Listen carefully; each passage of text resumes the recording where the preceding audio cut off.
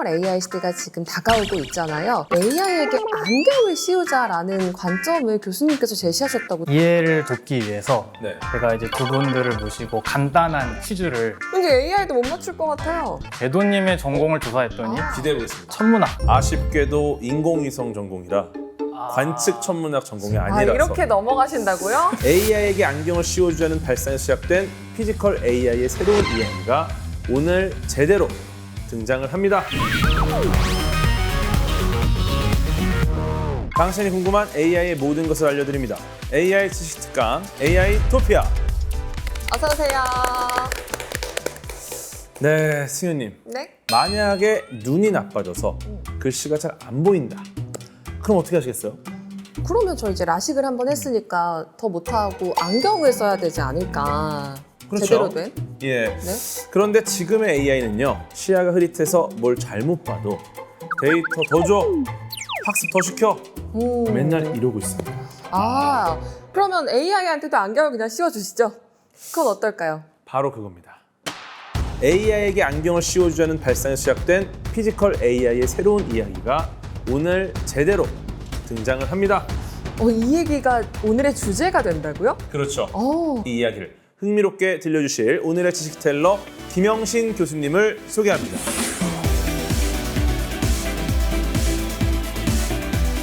어서 오세요. 환영합니다. 안녕하세요. 온디바이스 AI를 연구하고 있는 김형신이라고 합니다. 아까 안경에서 이야기를 시작했잖아요. 궤도님이 지금의 AI는 계속 이렇게 덩치를 키운다. 데이터 줘! 더 줘! 더 줘. 모델 배고파. 더 크게! 음. 뭐 그런 식으로 지금 계속 크기를 키우면서 초거대 AI가 나오고 있는 것 같은데 지식텔러님, 이렇게 AI가 계속 커지는 이유는 뭔가요? 초거대 AI라고 불리는 이 거대한 흐름, 이게 등장한 근본 배경을 한 단어로 요약하면 분포 이동. 분포 문제입니다. 이동. 네. AI가 학습할 때 경험했던 세상과 예. 실제 쓰이는 순간에 경험하는 세상이 좀 달라지면 이제 그걸 분포 이동이라고 하는데, 이렇게 되면 이제 AI가 낯선 문제에 맞닥뜨려지면서 성능이 하락하게 되죠. 이제 비유를 하게 되면은 우리가 뭐 기출 문제 딱 예상 범위를 가지고 밤새 외우면서 공부를 했는데 정작 시험에 들어가는데 범위 바깥에서 나와. 시험 범위가 바뀌었어. 망합니다. 공부한 내용은 기말고사래. 그렇죠. 이런 상황인 거죠? 예. 그런 게 이제 분포 이동의 문제인데, 예. 이제 초거대 AI는 이 분포 이동의 위험성을 해결하기 위해서 규모로 보험을 들었다라고 말할 수가 있는데, 그냥 혹시 모르니까 다 공부하는구나. 그렇죠. 이걸 네 가지 단계로 말씀드릴 수가 있겠는데, 첫 예. 번째, 있는 한 최대한 웹을 크롤링을 한다든지 해서 데이터를 열심히 긁어 모으고, 두 번째는 그 많은 데이터를 심지어 추가 변형을 다양하게 시도를 해가지고 드문 경우까지 다 커버하도록 증강하고, 빈칸까지 다 채워버리고. 그렇죠. 예. 세 번째는 이 모든 지식을 습득할 수 있는 충분한 넉넉한 크기의 초거대 모델을 설계하고, 네 번째는 고성능 대규모 컴퓨팅 인프라로 오랫동안 학습을 하게 만드는 거죠. 듣기만 해도 좀 과식하는 느낌인데요. 그렇죠. 그런데 규모를 키울수록 실제 성능이 올라간다는 게 이제 스케일의 법칙인데, 이게 경험적으로 관찰이 되다 보니까 아무래도 데이터 더 달라, 모델 더 키워라, 이게 예측 가능한 투자 전략이 된 거죠. 그러니까 뭐 안 되면은 이거 안 되는데요. 야, 더 줘. 이런 느낌이죠. 데이터 더 넣어봐. 그쵸, 한 번 그쵸. 더 그러면 GPU 더 붙여봐. 이렇게 하면서 그렇죠. 해결하려고 했다는 말씀이네요. 또 은근히 해결이 잘 됐어요, 지금까지. 지금까지를 요약하자면 분포 이동의 리스크를 줄이기 위해서 돈과 규모로 보험을 든 것. 근데 그게 이제 초거대 AI의 자연스러운 출현 배경이라고 말할 수 있겠습니다. 그렇군요. 일단 우리가 지금까지 AI, 초거대 AI를 만드는 방식에 대해서 말씀을 해주셨잖아요. 네. 보험을 든 거다. 크기를 키우고 규모를 늘려서 분명히 한계점이 있었을 것 같거든요. 뭐라고 보시나요? 지금까지는 사실은 어느 정도 잘 돼왔고 상용화에도 성공했고 네. 많은 이제 돈을 벌어들이고 있는 것도 사실인데, 예. 이제 AI는 사실 진보하고 있죠.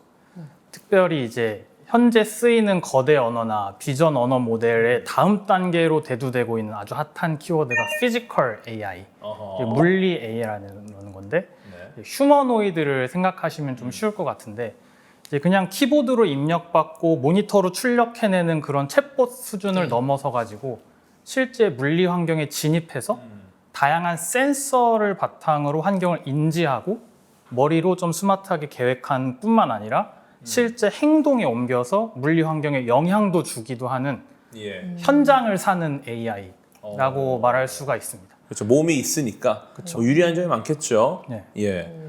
그래서 상당히 각광을 받고 있는 분야인데 이제 네. 문제는 피지컬 AI에서 특별히 아까 말씀드렸던 분포 이동이 네. 더 심각해진다는 거죠. 어떤 이유죠? 네. 물리 환경에 딱 들어가 보면 뭐 조도, 뭐 날씨, 네. 아니면 여러 가지 재질이나 여러 가지 물리 환경의 다양한 환경 변수들 때문에 예. 분포 이동이 심각해지는 거 더하기 네. 로봇이 행동하잖아요. 그럼 로봇이 뭐 시점 아니면 로봇과 물체 간의 거리 아니면 막 움직이다 보면 모션 때문에 흐릿해지는 상황도 발생하고 그러한 것들이 모두 합쳐지면 이제 경우의 수가 폭발하게 되는 거죠. 그렇겠네요. 어릴 때 고등학교 때 물리 문제 보면은 뭐 비스듬한 벽면으로 철수가 돌을 밀지 않습니까? 그렇죠. 근데 이거 실제 리얼로 산에 가서 밀잖아요? 안 돼요, 그렇게. 아, 마찰력이나 여러 가지 환경들이. 그쵸. 이론적으로 우리가 문제 풀 때는 뭐 중력이나 마찰력이나 뭐 이런 거를 막 고려했는데 현실로 나오면 이제 바람 불죠. 그쵸. 돌이 근데 이거 하나가 아니야. 그만한 크기 밀다가는 그쵸. 큰일 나죠. 예, 그러니까 이제 현실적으로 봤을 때는 시험 범위가 아예 달라진다. 맞습니다. 근데 그 피지컬 AI로 그렇게 했을 때 오히려 문제가 생기면 안 좋은 거 아닌가요? 현재까지는 사실 한계가 이 경우까지 모두 포괄해서 데이터를 심지어 더 초초거대 AI 모델을 학습시켜버리자 라는 거대화 전략이 현재로서는 이제 진행되고 있지만 이거는 사실 이제 자본 문제도 있고 데이터를 물리 환경에서 긁어모으려면 개인정보 이슈도 사실 포함이 되고 거기에 이제 환경도 이제 환경 오염 이슈까지 그쵸. 같이 나가면서 결국 에너지 문제니까. 그렇죠. 사실은 보완책이 필요한 상황입니다. 네, 이게 효율적이지 않다라는 상황이라 또 다른 방법이 필요하다. 네. 예. 자, 그러면 이제 저희 오늘 본격적인 핵심으로 좀 들어가 볼게요. 그럼 말씀하신 그 피지컬 AI 시대가 지금 다가오고 있잖아요. AI를 그냥 단순하게 거대화시키는 전략에 문제점이 있다. 그래서 AI에게 안경을 씌우자라는 관점을 교수님께서 제시하셨다고 들었어요. 아니, AI에게 안경을? 이게 어떤 말씀인가요? 추측해 보기로는 아마도 뭔가 이제 돈 주는 걸로 안 되니까 정확하게 현실을 알려주자. 이런 느낌이거든요. 그런 느낌일 수 있죠. 예. 근데 좀 더 이해를 돕기 위해서 네. 제가 이제 두 분들을 모시고 간단한 퀴즈를 몇 가지 좀 준비해 봤습니다. 좋습니다. 퀴즈는 오늘 제가 예. 자신 있습니다. 기초적인- 굉장히 똑똑해 보이지 않나요? 궤도님과 승현님께서 제가 보여드리는 이미지를 보고 퀴즈의 정답을 맞춰주시면 됩니다. 첫 번째는 상식 문제. 오늘의 급식 메뉴를 알려주세요. 보입니다. 이런 거는 보통 눈을 작게 뜨면 일단 계란 후라이가 보이고요. 계란 후라이에다가 예. 시금치. 그다음에 오른쪽 상단에는 저거 좀 저는 별로 안 좋아하는 건데. 뭔데요? 그거 있잖아요. 그거. 뭐 브로콜리요? 브로콜리. 브로콜리 안 드세요? 별로 안 좋아해요. 가운데는 저거는 제가 봤을 때 급식에서 자주 나오는 튀김 만두, 비빔 만두입니다. 상당히 잘 추측을 하셨는데 네. 사실 요지는 추측을 맞췄느냐 아니냐보다 왜 이렇게 맞히는데 오래 걸렸냐라는 데 있습니다. 사실. 급식을 급식 메뉴일 뿐인데 한번 정답을 볼까요? 좋습니다. 줘봐. 위치는 틀렸지만 저 튀김 만두 있죠? 만두, 브로콜리 맞추셨고. 돈까스 하려고 그랬는데. 두 번째 문제는 예. 혹시 두 분 다 운전면허 따셨나요? 그럼요. 그러면은 운전과 관련된 퀴즈를 내보도록 하겠습니다. 다음은 좌회전 가능한가? 안 됩니다. 좌회전. 저 비보호잖아요. 비보호 초록색이면 돼요. 가능합니다. 저는 안 된다고 봅니다. 지금 이 정도의 상황이면은 운전을 할 수 없는 시야입니다. 빨리 갓길에 차를 대고 멈춰야 돼요. 두 분의 의견이 갈렸는데 네. 정답을 한번 보도록 하겠습니다. 이거 봐. 이러면은 가죠. 좌회전 신호 보셨죠? 안 보였어요. 아까는 안 보였어요. 안 보였어요. 배우셨죠? 좌회전 때 갈 수 있다는 것을. 그럼요. 네, 그게 핵심이죠, 사실. 이번에는 궤도님의 전공을 조사했더니 아. 기대해 보겠습니다. 천문학, 아, 별자리 문제입니다. 아쉽게도 인공위성 전공이라 관측 천문학 전공이 아니라서. 이렇게 넘어가신다고요? 근데- 제가 지금 박사과 정도 밟은 것으로 근데 아는데 관측 천문학 전공자도 별자리 잘 모릅니다. 저는 알 것 같습니다. 북두칠성이겠죠, 북두칠성. 근데. 왜냐면 일반적으로 그 별자리 하면 일반 대중은 이제 북두칠성, 뭐 오리온 자리, 카시오페아 이 정도이기 때문에 근데 작은 지금 곰자리. 찍어놨네요, 작은 북두칠성 곰자리. 이렇게 국자 모양. 근데 반전이 있어요. 뭐예요? 너무 뻔하게 국자를 찍어놨잖아요. 네. 설마 이런 문제를 교수님 내겠습니까? 너무 문제를 저것은 많이 북두칠성이 아닙니다. 그럼 뭔가요? 오리온 자리. 그럼 이제 한번 정답을 보도록 하겠습니다. 뻔한 문제는 북두칠성. 근데 지금까지 이제 퀴즈를 풀어봤는데 네. 사실은 이제 너무나 상식적인 문제인데 사람이 성인이 그 문제를 봤을 때 좀 오래 걸리는 거죠. 문제를 풀 때. 네. 근데 이렇게 오래 걸리는 모습을 보고 평소에 공부 안 하셨어요? 전공이 천문학 아니세요? 이렇게 몰아세운다면 그건 사실 상당히 비효율적인 것인데 조롱이죠. 네, 상식적이지도 않죠. 예. 근데 이게 바로 우리가 AI에게 강요하고 있는 실태입니다. 지금 그렇습니다. 좀 너무 잔인하다 인간이. 그렇죠. 그게 어떤 말씀인지 근데 AI한테 강요한다는 게 지금 초거대 AI는 모든 것은 공부의 문제야 라고 바라보고 있는 거죠. 아하. 예를 들면 시험날 공부를 정말 열심히 했는데 안경을 두고 온 거예요. 그래서 문제가 잘 안 보여가지고 완전히 망했어요. 근데 그날 결심을 하는 거죠. 난 정말 앞으로 공부를 열심히 해서 네. 문제가 흐리게 보이는 상황에서 5천 문제를 풀 거야. 아. 그러고 나면 내가 혹시 나중에 안경을 놓고 와도 100점을 맞을 수 있겠지. 근데 5천 문제 풀면 얼추 볼 수 있을 것 같기도 하고요. 그렇죠. 그죠? 그런 방식이 이제 하나의 예시고 또 하나는 밤에 헤드라이트를 끄고 운전을 하다가 네. 차 사고가 난 거예요. 그날 또 결심을 한 거죠. 나는 어두운 곳에서 물체를 식별하는 연습을 이미지 100만 장을 갖고 하면 나중에는 불 끄고 다녀도 사고가 안 날 거야. 그래서 저의 주장은 이제 시력의 문제랑 공부의 문제를 좀 분리하자라는 것이고 사람의 상식적인 문제 해결 과정처럼 흐릿하면 그냥 안경을 맞추고 어두우면 불을 켜고 네. 너무 밝으면 선글라스를 껴고 이런 식으로 AI를 좀 대해보자라는 게 이제 저의 주장입니다. 어떻게 그런 생각을 하시게 됐어요? 원래 AI가 사람의 뇌의 신경망을 모사하면서 발달했잖아요. 네. 그러니까 원래 근원이 어떻게 보면 사람을 모사하는 거에서 시작했다는 거죠. 근데 사실 사람의 인지 체계는 특히 물리 환경을 인지하는 걸 보면 뇌만 쓰는 건 아니고 감각기관과 뇌의 이제 고도화된 복잡한 상호작용으로 이루어진다는 거죠. 그렇죠. 콜라보가 있는 거죠. 그렇죠. 거기에서 좀 착안을 한 건데 근데 현재 AI는 감각기관은 그냥 단순한 정보 수집 도구로 치부해버리고 뇌를 고도화시키는데 상당히 집중을 해왔다는 거죠. 근데 이게 사실은 우리의 일반적인 이제 바이오 시스템 체계랑 이제 부조화가 일어나는 거고 특히 이제 피지컬 AI에서는 이 부조화를 좀 해결하는 방향이 감각기관에 좀 더 주의를 기울여서 감각기관을 고도화해 보면 어떨까라는 것입니다. 아니 근데 뭐 정말 비유를 너무 쉽게 들어주셔서 이거는 당연히 그렇게 했어야 되는 거 아닌가라는 생각이 들 정도인데 기존에는 왜 그럼 이렇게 흐릿하게 보이는 이 센싱을 그대로 이용을 한 겁니까?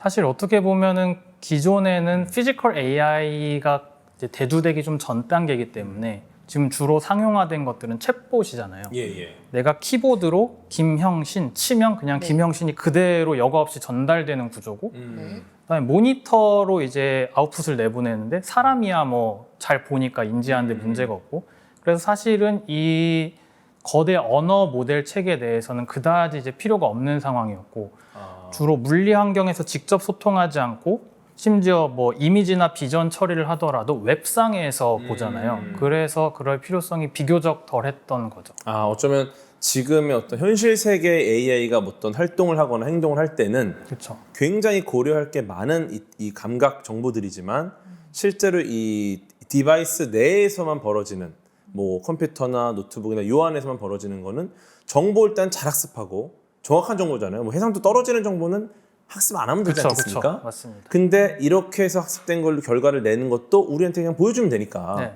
근데 피지컬 AI로 가게 되면은 얘가 얻는 정보가 전부 다 깨끗한 정보만 얻을 수가 없다. 그렇습니다. 그러면은 와 고려할 게 많은 것 같은데요. 우리가 얻는 정보의 센싱 정밀도도 굉장히 좋아져야 될 것 같고, 그죠? 왜냐면 이거 안 보이니까 뭐 정보 없어요. 뭐 이럴 수 없잖아요. 현실인데, 네, 예. 그죠? 야 이거 어떻게 해야 되나? 단순히 정밀도라기보다는 예. 뭔가 모델을 고객으로 삼아서 센서가 좀 적응적으로 좋은 데이터를 제공해 주는 방향이라고 하면 좀 더 정확할 것 같고요.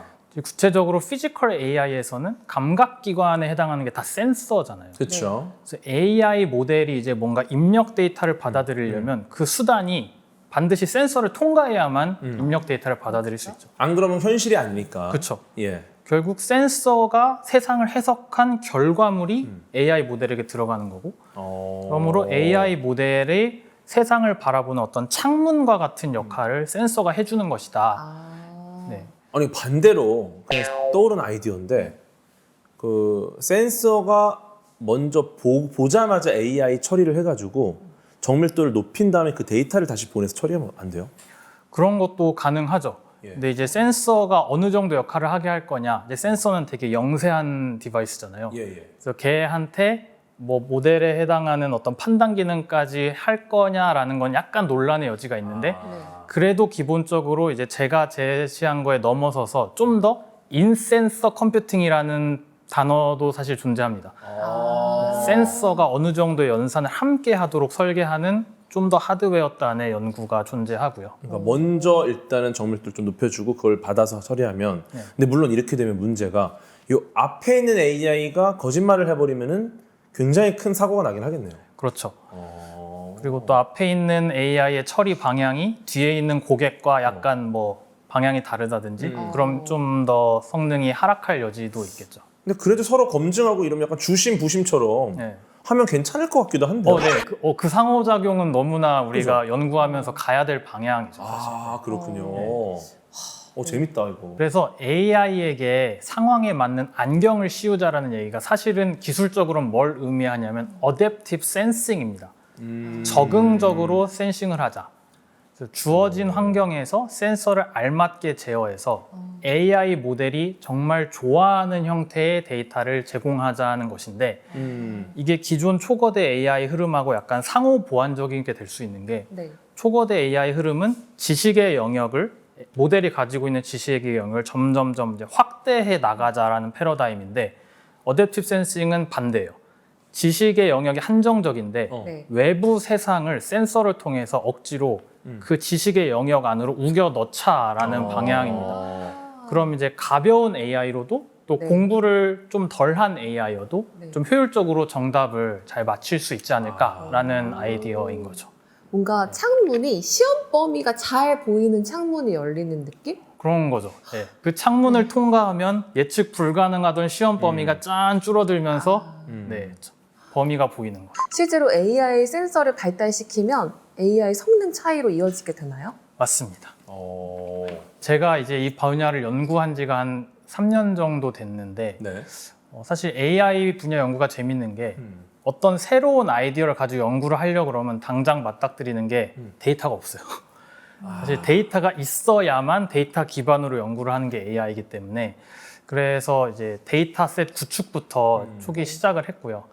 그래서 그걸 하기 위해서 이제 연구실에다 암실을 커튼을 설치를 하고 거기에 원격으로 제어가 되는 카메라랑 또 조명을 설치를 하고 같은 물체에 대해서 조도, 뭐 카메라 파라미터, 뭐 ISO, 뭐 셔터 속도, 조리개 이런 것들을 계속 바꿔가면서 사진을 엄청나게 많이 찍었어요. 결론적으로는 20만 장짜리 데이터를 2세트를 구축해서 공개를 했습니다. 센서랑 환경의 변화를 캡처할 수 있는 거죠. 그래서 이 데이터셋에 기반해서 어댑티브 센싱의 초기 버전을 이제 개발을 하게 되었습니다.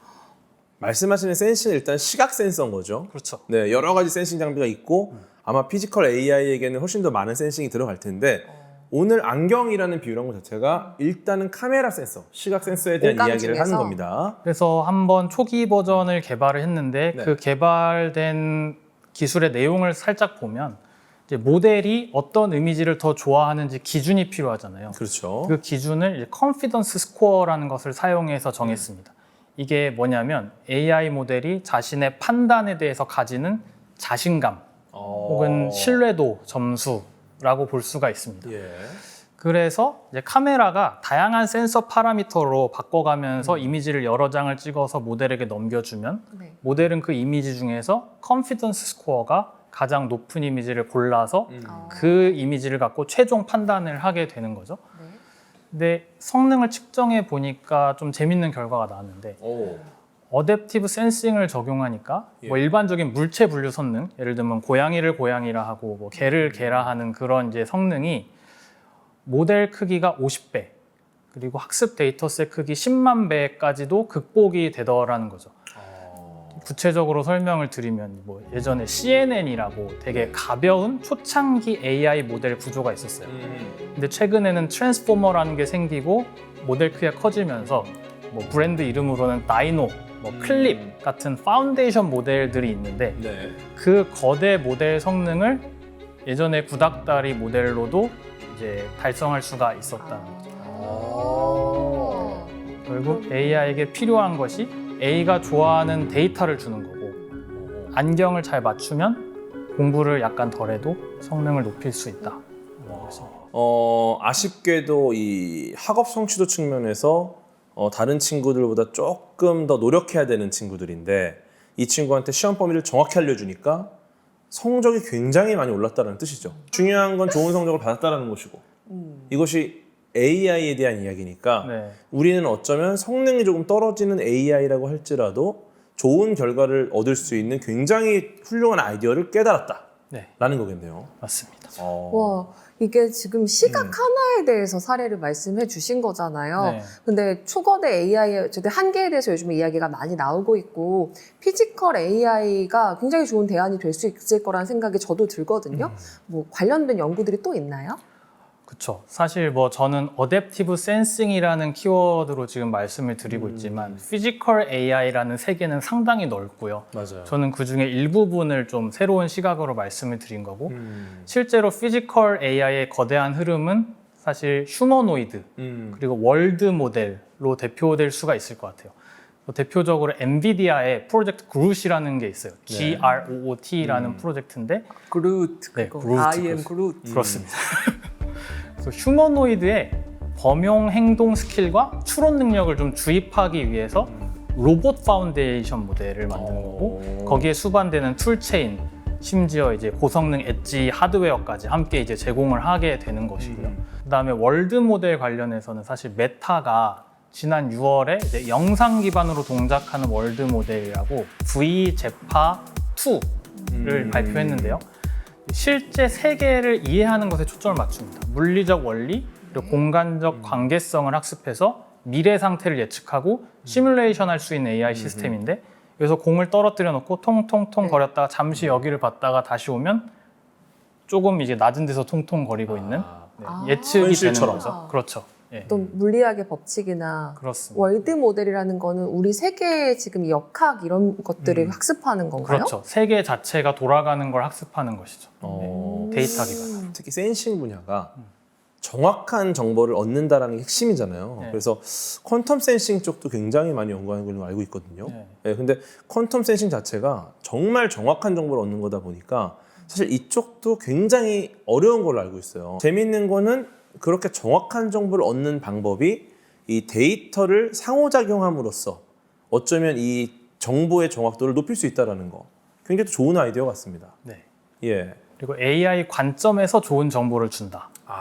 그게 아. 사실은 AI의 관점에서 자, 지금까지 김영신 디지털과 함께 초거대 AI의 한계점을 짚어보며 이를 극복하기 위한 피지컬 AI의 새로운 가능성과 실제 성과까지 알차게 한번 들어봤습니다. 네.